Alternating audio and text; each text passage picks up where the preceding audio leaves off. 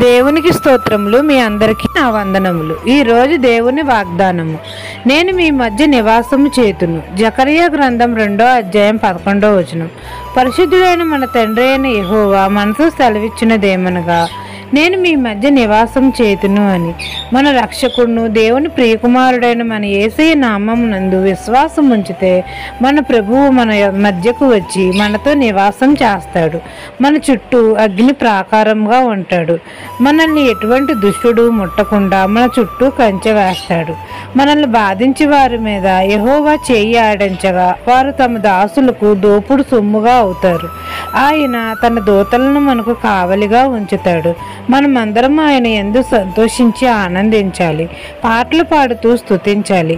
మనందరి కొరకు మన తండ్రి తన పరిశుద్ధ నివాసం వదిలి పాపులమైన మనందరి కొరకు రక్షించబడాలని, నిత్య జీవం పొందాలని మన ప్రభువు మన యొద్దకు వచ్చి నివాసం చేస్తున్నాడు.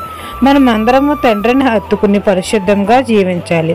సాక్షాత్తు మన దేవుడే మన మధ్య నివాసం చేస్తున్నాడు కాబట్టి మనమందరం ఘనమైన కార్యములు చేస్తాము.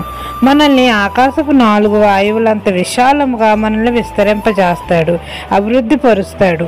ఈ దిన వాగ్దానం నా జీవితంలో నెరవేరాలని కోరుకుంటూ దేవుని సువార్త పరిచర్యలో మీ సహోదరి. ఆమెన్.